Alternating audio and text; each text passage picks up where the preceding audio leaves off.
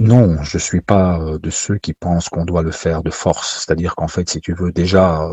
le fait de te lever le matin pour prier requiert, on va dire, une conviction profonde que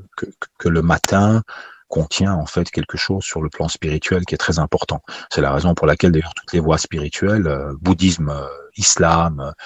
ont des rituels aux heures de l'aube qui sont extrêmement soutenus. C'est-à-dire que l'aube est un moment très opportun pour les pratiques de méditation et de la prière. Bon,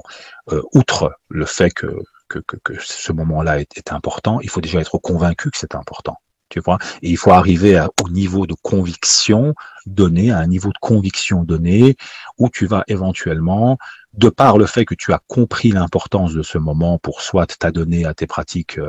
de méditation ou de prière, de te lever et de pratiquer ce rite. Bon, à partir du moment où une personne n'est pas convaincue, le fait de forcer peut avoir justement et a très souvent un effet contraire. C'est-à-dire, les gens très souvent, surtout dans une société libre et ouverte, à partir du moment où ils vont comprendre, ils vont aller à l'école, ils vont voir qu'ils ont le choix, qu'ils ont des différentes possibilités, ce qui va se passer, c'est que quand tu les as forcés, ben, eux vont avoir une sorte de réaction endémique, allergique par rapport à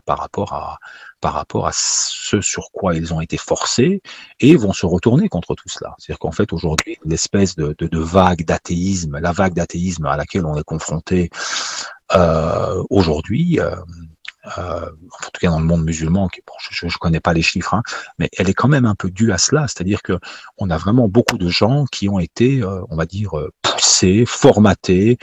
à des formes d'obligation auxquelles ils ne comprenaient rien, mais ils l'ont juste fait parce qu'il fallait le faire. Et puis, quand à un moment donné, ils ont compris qu'ils avaient le choix de ne pas le faire et qu'il n'y avait pas trop de conséquences, ben, les gens se sont lâchés, en fait. Tu vois?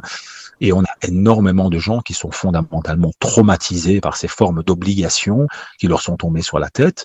et qui, pour moi, dans une société libre et ouverte, peuvent véritablement se retourner contre cette même religion. Donc, je suis vraiment pas de ceux qui vont inciter à pousser les gens par l'obligation de faire des choses. C'est-à-dire que pour moi, la meilleure manière de pousser quelqu'un à faire quelque chose, c'est sa propre conviction, tu vois. Et pour qu'il arrive à sa propre conviction, il doit passer par un chemin. Et éventuellement, tu peux être un exemple pour la personne. Toi, c'est-à-dire que si toi, tu te lèves pendant la prière et que tu as un comportement qui inspire d'autres, bah, inévitablement, les gens vont se demander, mais qu'est-ce qui fait que tu es quelqu'un de sage, qu'est-ce qui fait que tu es quelqu'un de posé, et qu'est-ce qui fait que tu es quelqu'un qui a toujours l'air d'être, on va dire, dans une sorte de sérénité, et les gens vont vouloir se rapprocher de toi, et ton enfant y compris, et ton enfant, quand il va comprendre les modalités du fait que les modalités d'approche de la religion qui ont fait de toi ce que tu es, ben, éventuellement, peut-être, il va comprendre l'importance de cela et il va le faire, et peut-être pas. Et il faut accepter ça. Je pense que ici, la liberté individuelle est fondamentale, c'est-à-dire qu'il ne faut pas chercher à forcer les gens. Le prophète, alayhi salam, il a converti les gens par son comportement et par qui il était, pas par du discours. Tu vois, tu peux avoir le discours que tu veux, à la fin, ce qui compte, c'est qui toi tu es et ce que toi tu représentes, tu vois.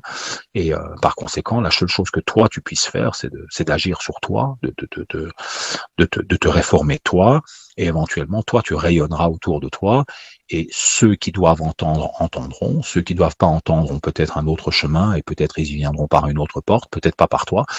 et peut-être pas, et c'est pas ton problème, parce qu'en fait, toi, tu n'as pas la capacité de contrôler les destins des autres, même de ton propre enfant. Alors, tu dois bien évidemment faire tout ce que tu peux pour essayer. Tu dois faire ça, tu dois essayer, tu peux parler, tu peux dialoguer, tu peux essayer d'expliquer,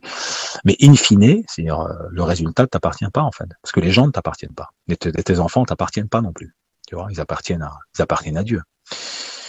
Voilà, donc je pense que c'est très important de comprendre cela.